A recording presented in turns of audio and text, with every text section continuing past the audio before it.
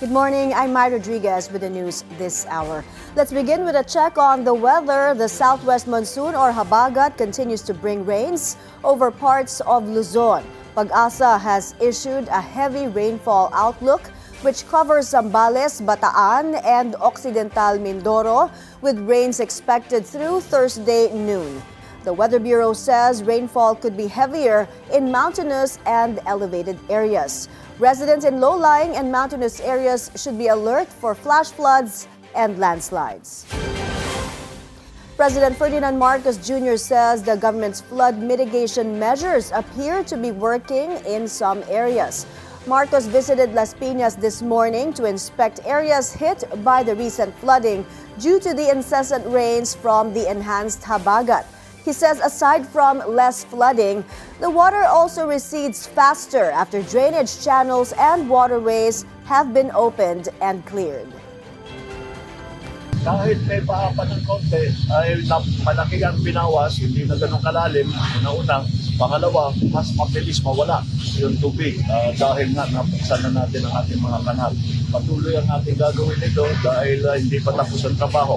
Marami pa tayong gagawin. Ngunit effective yung ating nagawa na yung nasimula nitong taon na ito. Hindi natin titigilan hanggang matapos yan. The president's remarks come even if Las Piñas experienced severe flooding, which the MMDA partly links to a narrowed river channel. Parts of the riverbank was converted into a road which slowed the flow of floodwaters.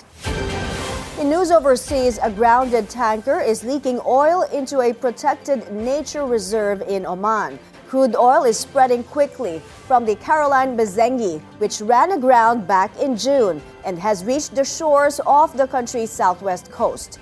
There were indications of a blast on board, though it's unclear what caused it. Environmental groups warn that more oil could leak if the problem is not addressed. The worst case scenario is that a cargo tank is breached. And again, I'm not an expert on Suezmax oil tankers, but my understanding is 5 of the 6 cargo holds on this tanker were full of Russian crude oil. That means that if one of those tanks has been breached, you could have a spill approaching 10 million gallons going into the water. And the nightmare scenario is there's no adequate response to keep the worst from happening, which is for the vessel to continue to break up. Though Oman says it is seeking to tackle the oil leak, environmental groups say there is no clear sign of active containment efforts.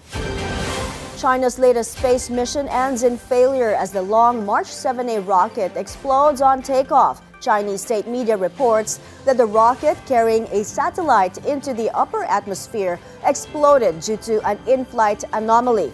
No casualties have been reported. This marks the first failure after over a dozen successful flights based on Chinese launch records. That's the latest this hour. I'm Mai Rodriguez. You'll get more of the biggest stories on Midday Report. That's at 1 p.m. Stay tuned. The Daily Dish is up next.